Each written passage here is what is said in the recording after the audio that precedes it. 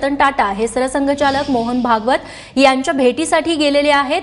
या भेटीमागचं कारण सध्या गुलदस्त्यात आहे। मात्र रतन टाटा हे आता नागपुरात दाखल झालेले आहेत। सरिता कौशिक आमच्या प्रतिनिधी आपल्या सोबत आहेत। सरिता, या भेटीमागचं कारण काय? खरं पाहिलं तर ही भेट कशामुळे तर सांगता येत नाही।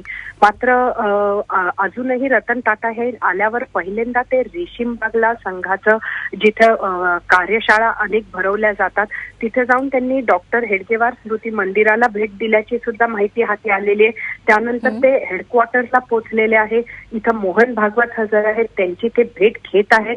गेल्या काळात अनेक गोष्टी आहेत। जरी रतन टाटा यांच्या सर्व कंपनीज या सायरस मिस्त्री या संपूर्ण सायरस मिस्त्रीची जी काही हकालपट्टी करण्यात आली या बाबतीत जरी बातमीमध्ये राहिल्या असल्या तरी संपूर्ण बिझनेस जगतासाठी नोटबंदी हा एक महत्वाचा विषय राहिलेला आहे। अनेक वेळेला या आधी सुद्धा देशातले जे मोठे उद्योगपती आहेत त्यांच्या मधले आणि शासनाच्या मधील धुरा ही संघ किंवा संघाचे नेते हे राहिलेले आहेत। त्यामुळे आता आपल्याला माहिती आहे की 30 तारखेला जो काही नोटबंदीचा कालावधी आहे तो संपुष्टात येणार आहे। या संपूर्ण पार्श्वभूमीवर या भेटीकडे बघितलं पाहिजे।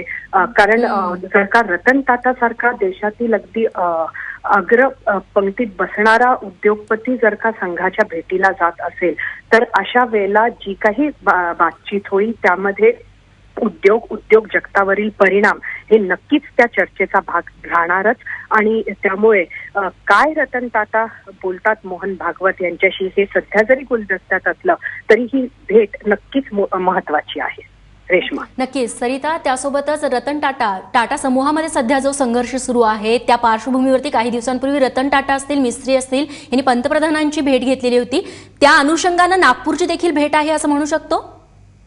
नक्कीच रतन टाटा हे यांनी खरं तर एक बॅकसीट घेतली होती काही वर्षांआधी स्वतः या संपूर्ण कामामधनं। मात्र ज्या काही घडामोडी मागच्या काही काळामध्ये झाल्या त्यानंतर ते नुकतेच ऍक्टिव्ह झालेले नाहीयेत तर त्यांनी अनेक भेटीगाठी सुद्धा सुरू केल्या। या भेटीगाठींचं पार्श्वभूमी कुठेतरी स्वतःच्या ग्रुपची एक जी काही इमेज आहे किंवा स्वतःची जी काही भूमिका आहे ज्याला आपण कॉरिडॉर्स ऑफ पॉवर म्हणतो अशा ठिकाणी आपली भूमिका मांडणे ही सुद्धा त्याचा एक महत्वाचा भाग आहे।